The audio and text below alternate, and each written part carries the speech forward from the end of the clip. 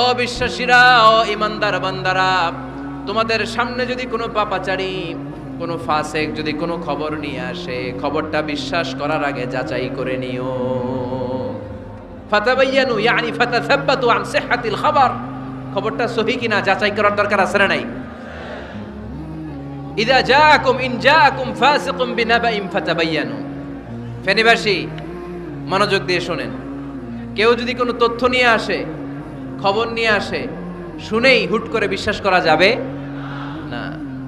ফেসবুকে প্রায় বিভিন্ন ফেক নিউজ আছে না নাই?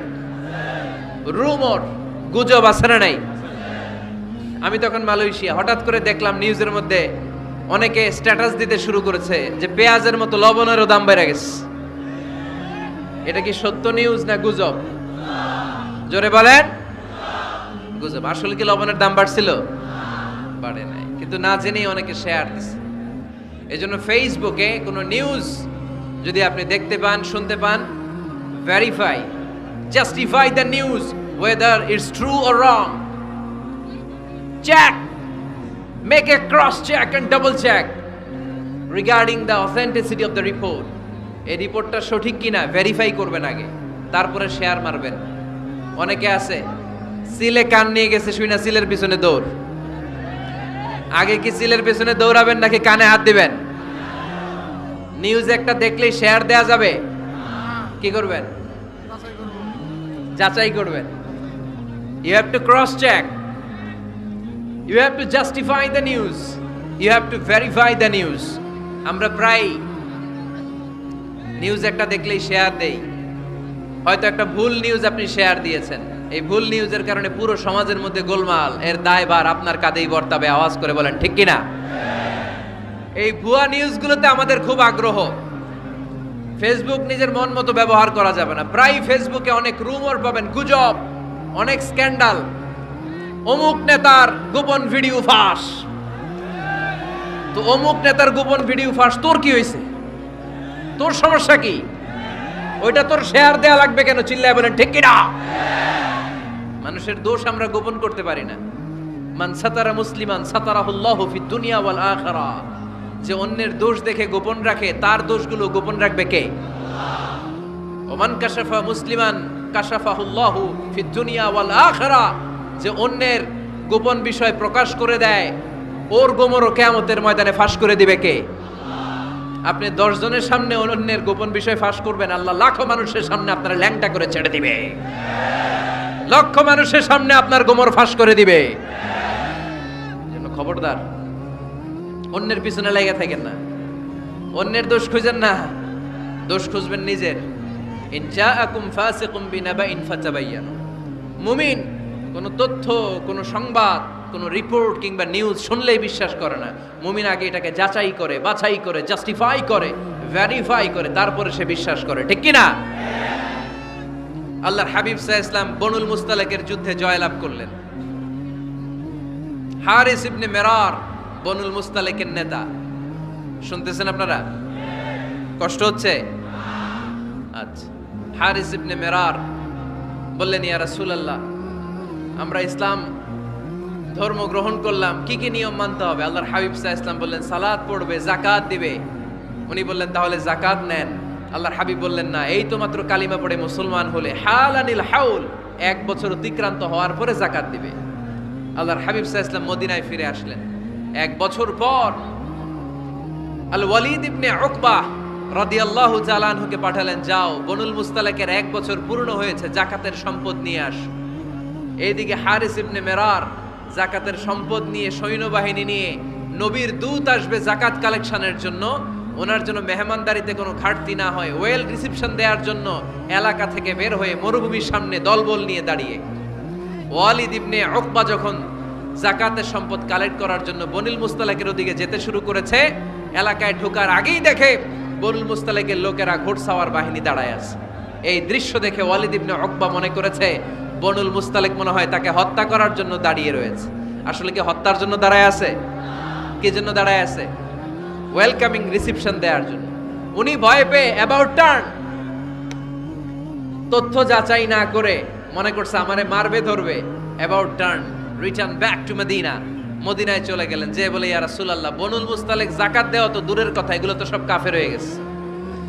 ইয়া রাসূলুল্লাহ ওরা তো মনে হয় কাফের হয়ে গিয়েছে, যাকাত প্রদান করা তো দূরের কথা, মারার জন্য সৈন্যবাহিনী নিয়ে অ্যাটাক করেছে। বিশ্বনবী রেগে গেলেন, খালিদ বিন ওয়ালিদের নেতৃত্বে 1000 সৈন্যবাহিনী পাঠিয়ে বললেন, যাও বনিল মুস্তালিক অ্যাটাক করো, বনিল মুস্তালিকে অভিযান চালাও। আল্লাহ বললেন, নবী অভিযান পরে চালান, ইন জাআকুম ফাসিকুম বিনাবাইন ফাতাবায়ানু। সুবহানাল্লাহ পড়েন। নবী হে অভিযান পরে চালান, তথ্য যে নিয়ে আসছে ওয়ালিদ এটা সত্য কিনা আগে যাচাই করেন। সে যে তথ্য আপনাকে সরবরাহ করেছে এই তথ্য সঠিক নয়, সে ভুয়া তথ্য দিয়েছে, সে ভুল বুঝেছে, এখানে মিস আন্ডারস্ট্যান্ডিং হয়েছে। আপনি 1000 সৈন্যবাহিনী পাঠাবেন না, আপনার 1000 সৈন্যবাহিনী যে যদি বনিল মুস্তালিককে অ্যাটাক করে, তাহলে এই অ্যাটাকে কোনো ক্ষয়ক্ষতি হলে সবটার দায়ভার আপনার কাঁধেই বর্তাবে। চিল্লায় বলেন ঠিক কিনা? আমার নবীকে শিখানোর মাধ্যমে আল্লাহ তাআলা আমাদেরকে শিখা যাবে না, আগে যাচাই বাছাই করার দরকার আছে না নাই? আছে। আপনার বন্ধু এসে বলল, আরে দোস্ত তুমি এইখানে, ভাবিরে তো দেখলাম বাজারে আরেক লোকের সাথে ঘুরতেছে। আপনি রেগে মেগে আগুন, অফিস থেকে বাসায় যায় বউরে কিল, আইজো মায়ের কাইলো মায়ের, এরকম হতে পারে না? আপনার বন্ধু হয়তো আপনার ওয়াইফের মতো আরেকজন মহিলাকে দেখেছে, এটা হতে পারে কি পারে না? আপনার ওয়াইফকে জিজ্ঞেস করেন নাই, ক্রস চেক করেন নাই, না করে আপনি ঝগড়া মারামারি শুরু করে দিয়েছেন। এই ছোট্ট ঝগড়া থেকে বিচ্ছেদের দিকে, ডিভোর্সের দিকেও যেতে পারে, এরকম আছে না নাই? এরকম অনেক বুড়ি বুড়ি কেস আমাদের কাছে আছে। নিউজ যাচাই না করে, গুজব আর রুমর যাচাই না করে সিদ্ধান্ত নিয়েছে, পরে মাথার মধ্যে চাপড়ায়, নিজের কপালে নিজে চাপড়ায়, এরকম আছে না নাই? তাহলে আল্লাহ তাআলার দেয়া 3 নাম্বার গাইডলাইন হচ্ছে, কোনো তথ্য শুনেই বিশ্বাস করা যাবে না, আগে যাচাই করতে হবে। আওয়াজ করে বলেন, আগে কি করতে হবে? যাচাই করতে হবে। যাচাই বাছাই ছাড়া আজ থেকে ফেসবুকে আমরা আর কোনো নিউজ শেয়ার দিবেন? মনে থাকবে? আরে এগুলাই তো জরুরি ওয়াজ, কবরের ওয়াজ তো অনেক শুনছি। জান্নাত জাহান্নামের ভয় আর জান্নাতের নাজ নেয়ামত তো অনেক শুনেছি। সমাজটারে শান্তিপূর্ণ ভারসাম্যপূর্ণ করার দরকার আছে না নাই? খবর শুনে আমরা বিশ্বাস করি, যাচাই না করে আমরা বলে বেড়াই না। যাচাই না করে, নিশ্চিত না হয়ে আজ থেকে কোনো নিউজ আমরা ফেসবুকে শেয়ার দিব না। 4 নম্বরে আল্লাহ বললেন, 4 নম্বর গাইডলাইন আল্লাহ দিলেন, ইয়া আইয়ুহাল্লাযীনা আমানু লা ইয়াসখার কওমুম মিন কওম। খবরদার আমার বিশ্বাসী বান্দারা, আমার ইমানদার বান্দারা কেউ কোনোদিন কাউরে ঠাট্টা বিদ্রুপ করে না। সুবহানাল্লাহ পড়েন। মুমিন বান্দা কাউকে ঠাট্টা করতে পারে, বিদ্রুপ করতে পারে না। আমাদের জিহ্বা আছে বলে আমরা যা ইচ্ছা তাই বলতে পারি, কথা বলেন না কেন?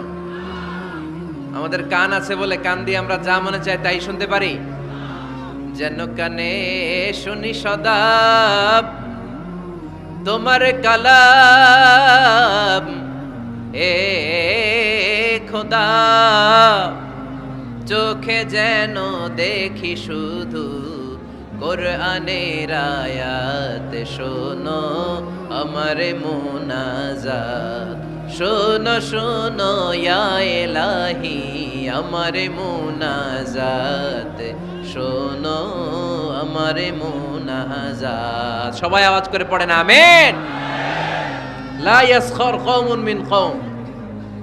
মুমিন বান্দা কখনো অন্য কাউকে ঠাট্টা করবে না। আমার কোনো ভাই মনে কষ্ট পায়, এরকম কোনো ঠাট্টা বিদ্রুপ খোঁচা মেরে পোক মেরে কথা বলা যাবে না। এটা তার চেহারা নিয়ে না, তার পেশা নিয়ে না, তার বংশ নিয়ে না, তার পরিবার নিয়ে না। তার বাবা চুরি করেছে, আমি কি বলতে পারবো তুই চোরের ঘরের চোর? বলে কি বলে না? কেউ একটু মোটা হইলে কয় তুই মোটুর ঘরের মোটু, চোখে কম দেখলে কয় তুই কানার ঘরের কানা।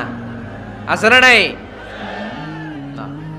না, স্টপ, থামেন।